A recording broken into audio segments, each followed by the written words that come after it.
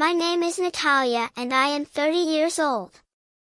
I can't reveal where I am now, but what I can tell you is that I always loved the place where I was born. I grew up in a small Mexican town, surrounded by happy memories with my mom, Clara. She was everything to me, strong, loving, and always fighting to give me the best. I never knew my father. My grandmother used to say he never wanted anything to do with me, but those words never affected me. For me, my mom was everything. From a young age, my mom worked hard to get us ahead. She was always discreet with her relationships. Sometimes she had a boyfriend, but she never brought him home. She told me she didn't want to set a bad example for me. Back then, many girls got pregnant at an early age, and my mom always warned me to take care of my future. I grew up admiring her and listening to her advice. When I turned 13, I noticed something different about her. She had met someone and was excited. Although I never asked much, I understood she had the right to be happy. The following year, right on my birthday, she introduced me to Armando, her new partner. He was 33, a few years older than my mom, but he seemed younger. He was kind and polite, but his presence made me uncomfortable. That day, after lunch, my mom announced that Armando would be moving in with us. Although I faked a smile, I felt something change in our small family. Within a few days, he arrived with his things, and our routine transformed completely. Armando was attentive to me, always trying to please me. He bought me things for school and gave me spending money. My mom, happy with his support, decided to quit her job and dedicate herself to taking care of the house. Although it seemed strange at first, I soon got used to this new dynamic. Over time, our family grew. First came my brother Emiliano, then my sister Camila. My mom seemed happier than ever, and I tried to get used to this new life with two little ones in the house. Armando continued to be kind to me, and although his attention sometimes made me uncomfortable, I tried to ignore it. After all, he seemed genuine in his effort to build a family with us. When I turned 16, things started to change. Armando began to pay more attention to me. He frequently told me that I looked prettier every day, and although at first I took it as an innocent compliment, soon his words started to stick in my mind. I found myself remembering what he said and waiting for his comments. I didn't understand why, but his attention began to mean something to me. Armando offered to drive me to high school every day. At first, I felt nervous on those rides, but over time I got used to it. During the trips, he would talk with me about my plans, my tastes, and my dreams.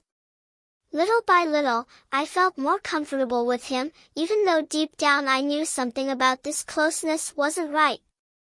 One day, he gave me a cell phone, something that at the time was quite a luxury. I felt excited and grateful. From that moment on, I started receiving messages from him. At first, they were simple questions about how my day had gone, but soon they became more personal. He told me I was special, that he would always be there to support me. Those messages began to brighten my days, and without realizing it, I eagerly awaited his words. Over time, Armando's messages became more frequent.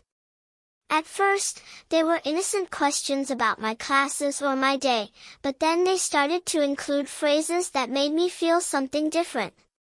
He would say things like, "You are unique, Natalia," or, "I see you more beautiful every day."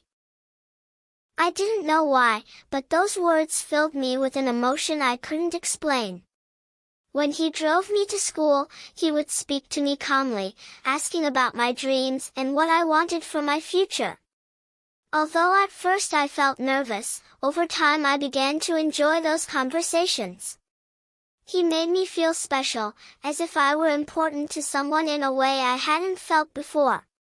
My mom, for her part, was so busy with Emiliano and Camila that she didn't notice anything strange. She trusted Armando completely.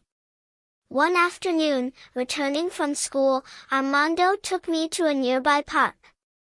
He said he wanted to talk to me, and as we walked, he gave me a small silver pendant in the shape of a heart. He told me it was a special gift, something that represented the affection he felt for me. I felt confused but flattered. I didn't know how to react, so I just thanked him. That night, looking at the pendant in my room, I felt a mix of emotions. Nervousness, joy, and something I couldn't define. I knew it wasn't an ordinary gift, but I didn't fully understand what it meant either. In the following days, I caught myself thinking more about Armando, remembering his words and the way he looked at me. Over time, our interactions became closer. We started spending more time together outside the house. Armando found excuses to take me to places I liked, an ice cream parlor, the mall, or just a drive. I felt more and more comfortable with him, and although I knew something wasn't right, I couldn't help but feel drawn to his attention. One day, as he dropped me off at school, he said something that marked a point of no return. "Natalia, you are the best thing that has ever happened to me." His voice was serious, and his eyes looked at me in a way that left me speechless. I could only get out of the car, but those words resonated in my mind all day. That night, I couldn't sleep thinking about what he had said. The next day, Armando insisted on driving me to school, but this time we didn't follow the usual route. Instead, he turned onto a rural road that led to a lookout point. He said he wanted to show me something special. When we arrived, we got out of the car and walked to the edge of the lookout, from where you could see the whole town. While we were there, he moved closer to me and, without warning, took my hand. His touch startled me, but I did nothing to pull away. "Do you realize how special you are, Natalia?" he said, looking me directly in the eyes. I felt my heart race and couldn't respond. At that moment, he leaned in and kissed me on the forehead. Something inside me ignited. I knew it was wrong, but I couldn't ignore what I felt. That was the first time I allowed myself to think that maybe there was something more between us. After that day, everything changed. I started looking for excuses to spend more time with Armando. I would offer to help him with things around the house, accompany him to the market, or just go out with him on his drives. My mom was so busy with my siblings that she didn't notice anything. She seemed happy that Armando and I got along well. One day, while my mom was out with my siblings at a children's party, Armando and I were alone in the house. He asked me to have dinner with him. I accepted, excited. After dinner, he suggested we go for a drive. Without thinking much, I agreed. That night marked a before and after. During the drive, he parked the car in a secluded spot and told me he could no longer hide what he felt. He confessed that he was in love with me. My heart pounded as I listened. Although I knew what he was doing was wrong, I couldn't help but reciprocate his words. We kissed for the first time, and I felt like my whole world changed in that instant. Returning home, I felt confused but also excited. I couldn't believe what had happened. I locked myself in my room and spent hours remembering every detail of that moment. I knew I was crossing a dangerous line, but I couldn't stop. Armando had become the center of my attention, and there was no turning back. After that kiss, everything changed between Armando and me. We began to look for ways to be together without my mom noticing. In the mornings, he still drove me to school, but now the trips were full of glances and touches that made me feel things I couldn't explain.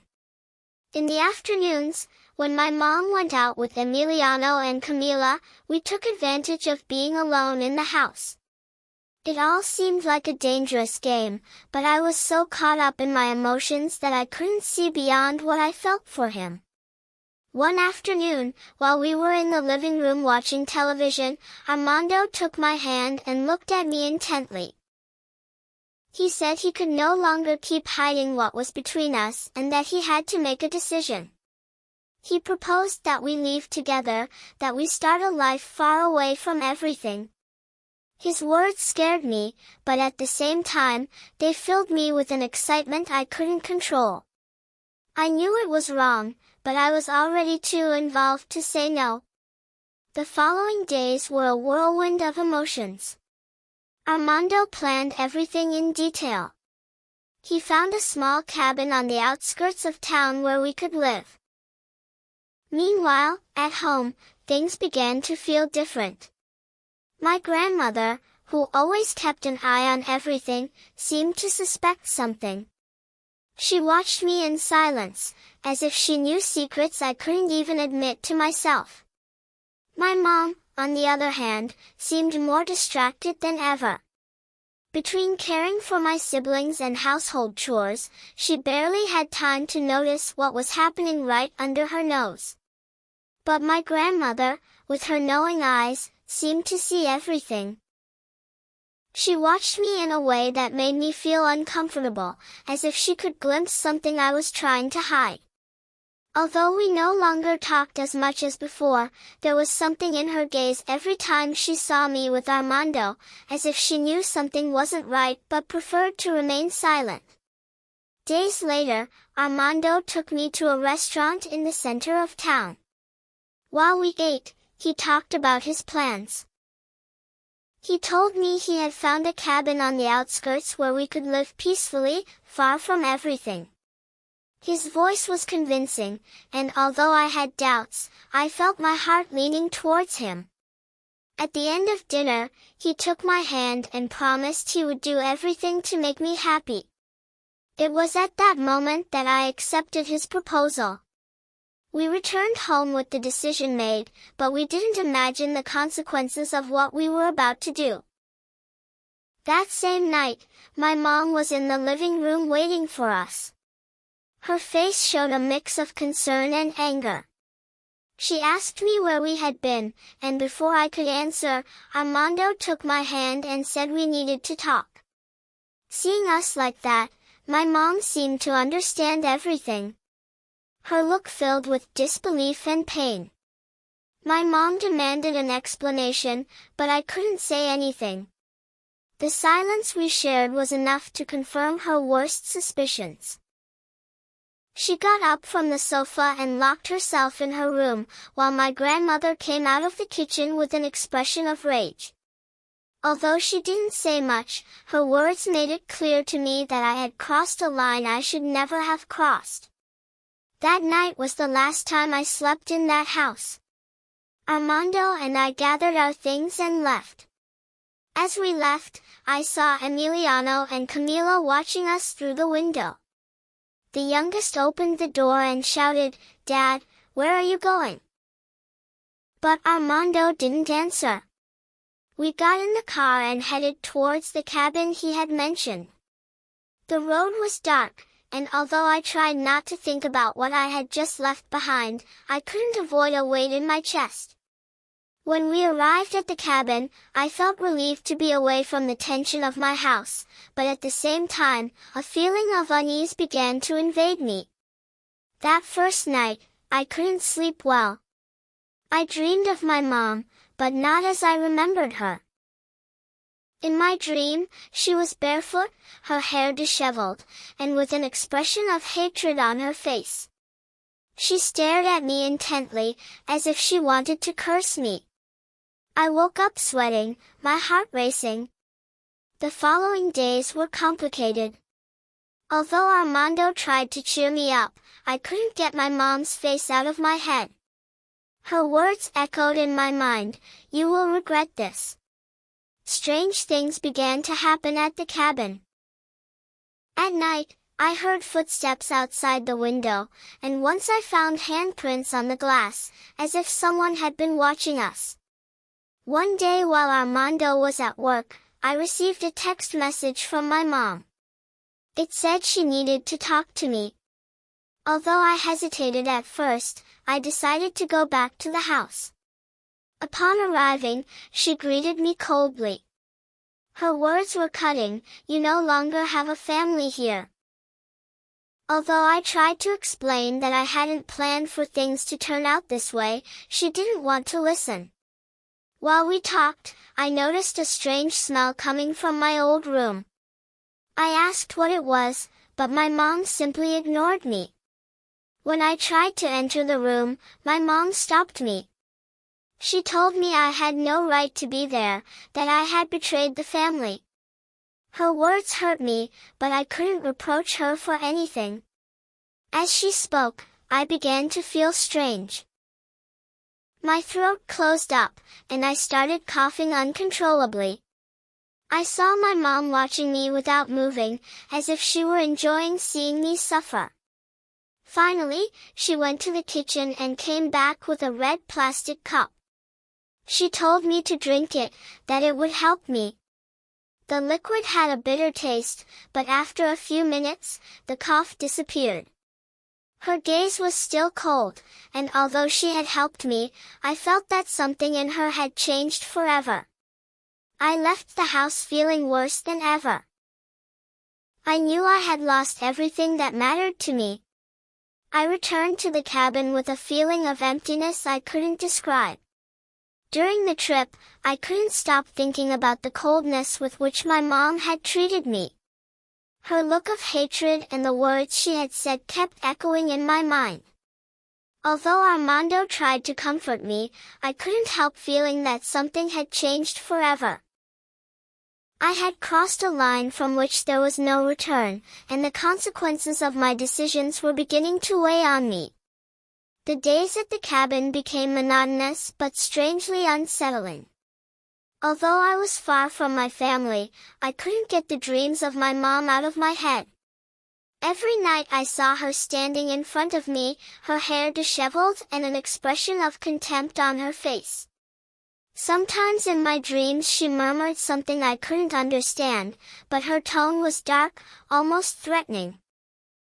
I would wake up sweating, my heart racing, and although I tried to ignore it, the feeling that something wasn't right was getting stronger. One night while Armando and I were having dinner, we heard a loud noise coming from the kitchen. We thought it was the wind, but when we checked, everything was in order. However, something in the atmosphere felt strange. That same night while we were sleeping, a stone broke the living room window. Picking it up, we noticed it was wrapped in paper.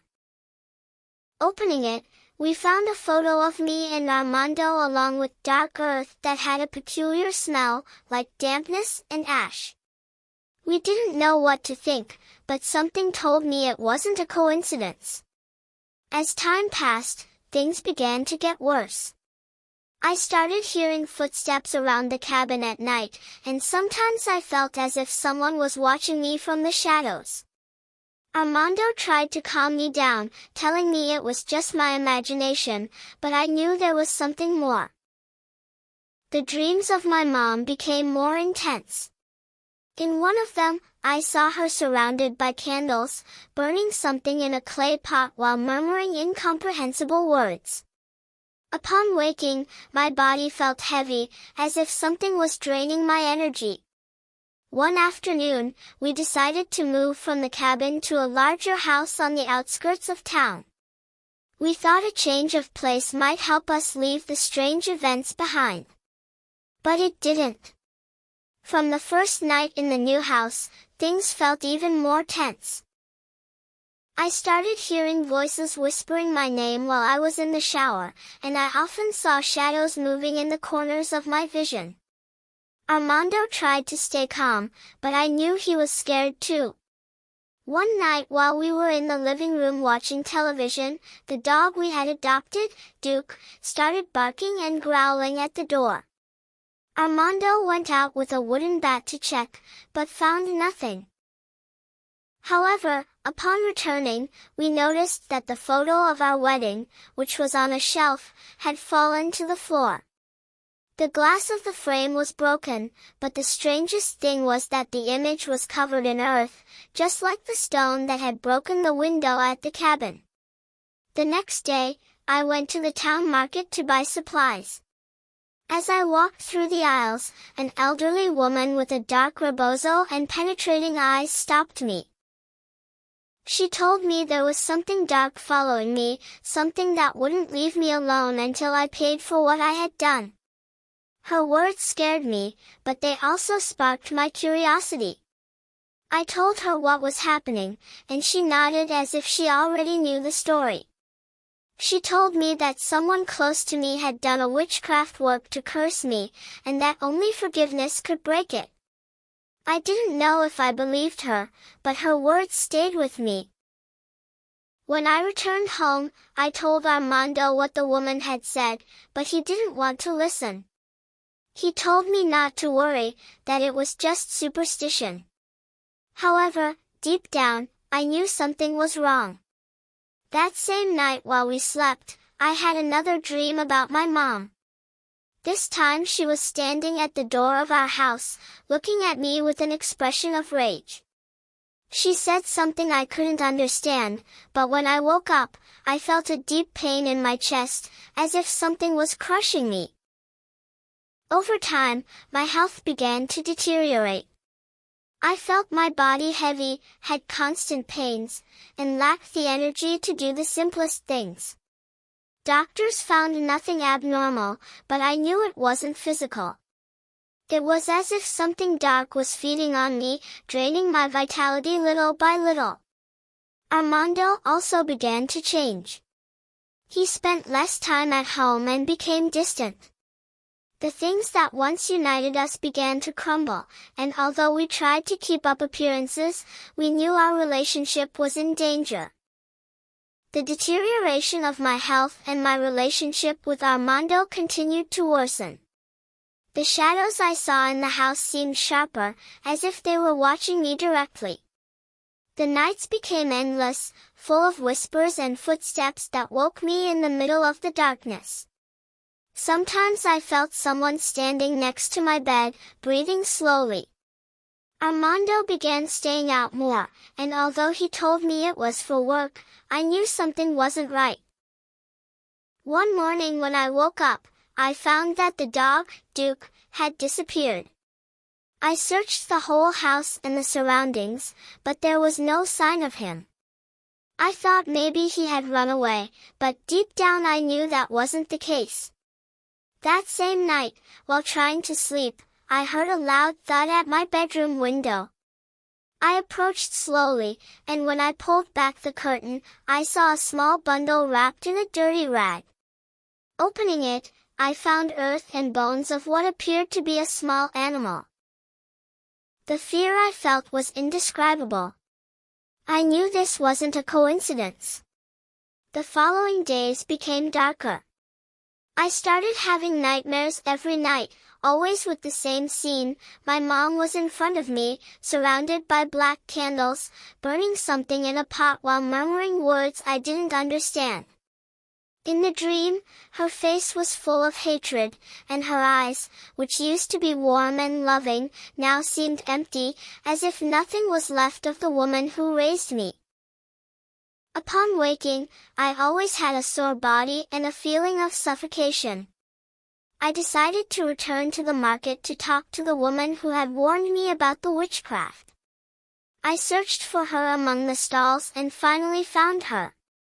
She received me with a severe look, and before I could say anything, she took my hands and said, "What you carry won't go away easily." Someone close to you is full of hatred, and that energy will follow you until you face what you have done. Her words shook me. I begged her for help, but she said her intervention wouldn't be enough. Only repentance and forgiveness could break the bond. That night, I decided to tell Armando everything. I told him about the dreams, about the woman at the market, and about how I felt my mom was behind it all. At first he was incredulous, but hearing the intensity of my words, he began to worry. He told me we would look for someone else to help us, but he never did. The days passed, and his distance became more evident. He spent less time at home and more time at work, leaving me alone with my fears and the weight of what we had done. One night while I was alone, I heard a loud knock at the front door. I thought it was Armando, but when I opened it, no one was there. Returning to the living room, I noticed that the photo of the two of us that I had hung on the wall was on the floor, broken into pieces. I felt a chill run down my spine and decided to lock myself in my room. While I was there, I heard footsteps in the hallway. They sounded heavy, as if someone was walking slowly towards my door.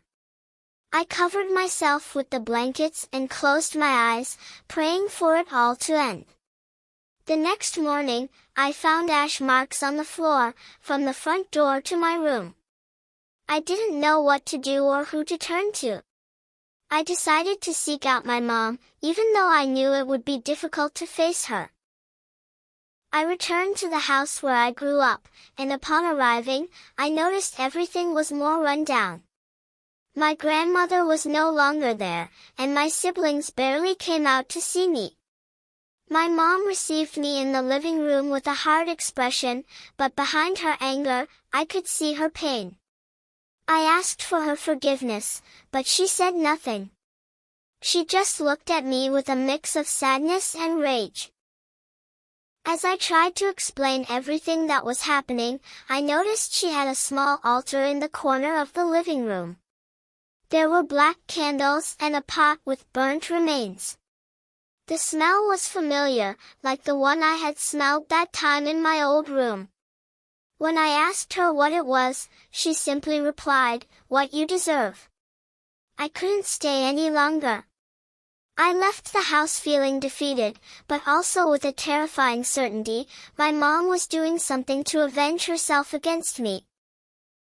In the following days, the strange events intensified. I began to hear my mom's voice in the house, even though I knew she was far away. I saw her in my dreams, but now her words were clear, "I told you so. You will regret this." Armando finally confessed that he couldn't go on like this. He told me he could no longer bear the strange occurrences or the burden our relationship had brought. He left me alone in the house and left, taking all his things. I felt completely abandoned. The days that followed were the darkest of my life. I knew I was paying the price for my decisions, but I couldn't understand how everything had spiraled out of control so quickly. After Armando abandoned me, loneliness became my only company. The house that was once a refuge had transformed into a dark, oppressive place. Every corner seemed charged with a heavy energy that constantly drained me. The dreams of my mom continued, but now they were more intense. I saw her every night, always murmuring words while holding something in her hands. Sometimes it was a photo of me, other times a doll that looked like me. One night while trying to sleep, I heard a loud noise in the living room. Leaving my room, I saw that the chairs were overturned and the table was covered in ash. In the center of the table, there was a small figure made of wax with pins stuck in its chest. Panic paralyzed me. Although I wanted to convince myself it was a macabre joke, I knew it was something much more serious. I decided to desperately seek help. I remembered the woman from the market and returned to town hoping to find her. I searched for her for hours until I finally saw her at a small stall of herbs and candles. I told her what had happened since the last time we spoke, and she looked at me with a mix of concern and resignation.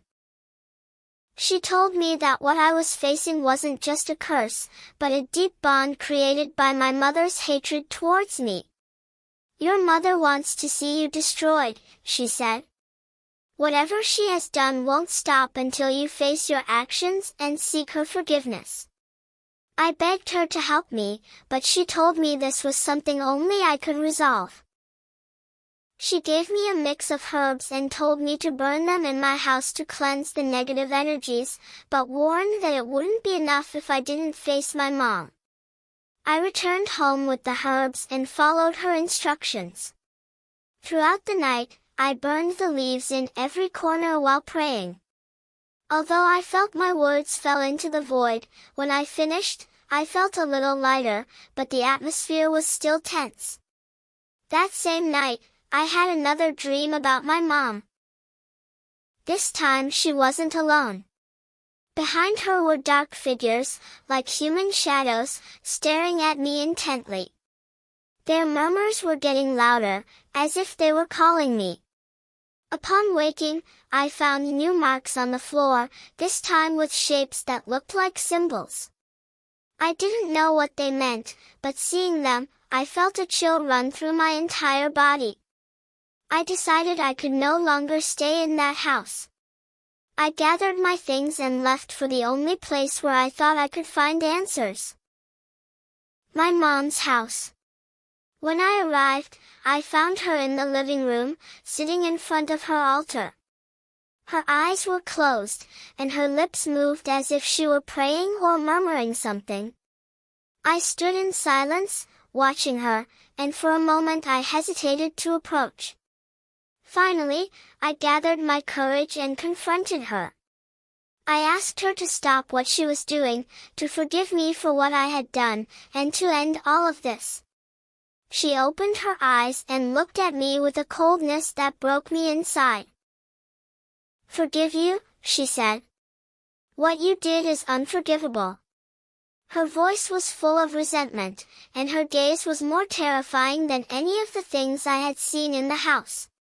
I tried to explain that everything had spiraled out of control, that I never meant to hurt her, but she wouldn't listen. As I spoke, I noticed the altar in front of her had a photo of me surrounded by black candles and a container with a dark liquid.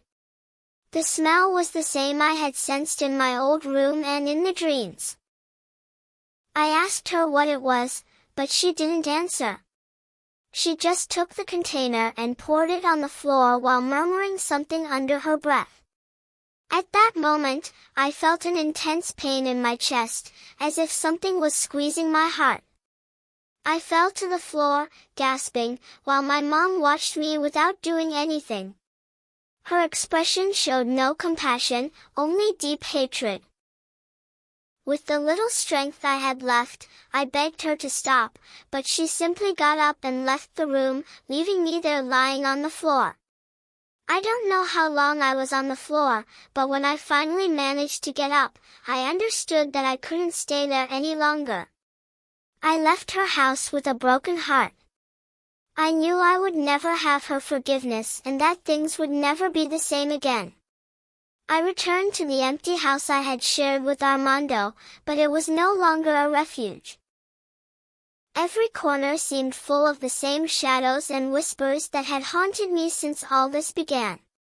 I realized that although I had tried to seek answers and fix things, the damage was already done, and there was no way to escape the consequences of my decisions.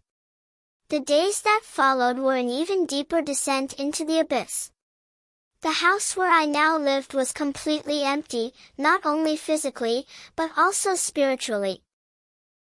The shadows had become my only companions, and the whispers that filled every corner wouldn't leave me alone. At night, I heard my name as if it were being pronounced from some dark, distant place, but each time getting closer. I felt that something invisible was stalking me, as if it were waiting for the right moment to finish me off. I tried to seek help again, but the people I turned to seemed unwilling to get involved. Some told me it was best to leave everything behind and move away, while others simply looked at me with pity and said that praying was my only option. However, I knew prayers wouldn't be enough. What I faced wasn't common, it was a force that seemed directly connected to my mom, to the hatred she felt for me because of what I had done. One night while trying to sleep, I was awakened by a deafening noise. The mirror in the living room had fallen and shattered into pieces. As I approached, I noticed that in the broken fragments, something was reflected that wasn't in the room, my mom's face, but not as I remembered her. It was a distorted version, with dark eyes and an expression that seemed to come straight out of a nightmare. My body froze, and I felt an intense cold run through me from head to toe. I knew then that I was no longer just facing her curses, but something much deeper, something she had unleashed with her hatred. That same night, I decided I couldn't continue living like this. Although I knew I didn't have my mom's forgiveness, I had to face her one more time. This time not to beg for mercy, but to understand what she had done and how I could stop it.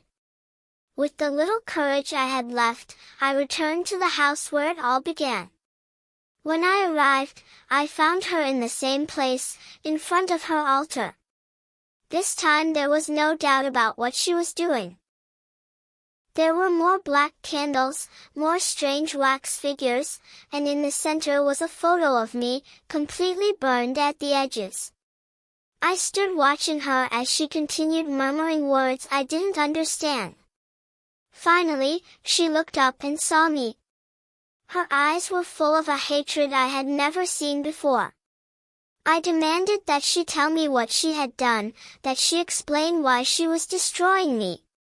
At first, she didn't respond, but after a few seconds, she said in a cold voice, "You deserve it. You took away the only thing that gave me happiness in my life, and now I'm making sure you pay for it." Her words pierced my soul. Although I knew she was right in her pain, I couldn't understand how someone could wish so much harm on their own daughter. I begged her once more to stop, to cease what she was doing. But her response was final. "This won't end until I decide it does." It was then that I understood I couldn't reason with her. Hatred had consumed everything we once were as mother and daughter. I returned to my house feeling more lost than ever. That night, I had the worst dream of all. I saw my mom surrounded by shadows, but this time she wasn't alone. The dark figures around her seemed to take shape, and one of them approached me. Its face was indistinct, but its presence was overwhelming. I felt like I couldn't breathe, and when I woke up, my body was cold, as if I had been in contact with something that didn't belong to this world. That was the last sign I needed. I decided that the only way to free myself was to break the bond myself, even though I didn't know exactly how to do it. I remembered the woman from the market's words, "Only forgiveness could stop this." With all the pain I carried inside, I decided to write a letter to my mom. In it, I asked for forgiveness for everything I had done, but I also explained how much I loved her, how much I needed her, and how much I regretted hurting her. I didn't know if it would be enough, but it was the only thing I could do. I took the letter to her house and left it at the door. I didn't want to face her directly because I knew she wasn't ready for that. Then I returned to my house and waited. That night, for the first time in months, I didn't have nightmares. I slept deeply, and upon waking, I felt a slight peace I hadn't felt in a long time. In the days that followed, the strange events began to diminish.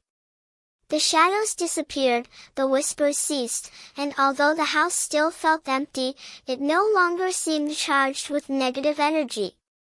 However, the emptiness in my heart remained.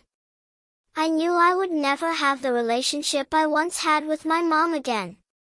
But I also understood that this was the price of my decisions.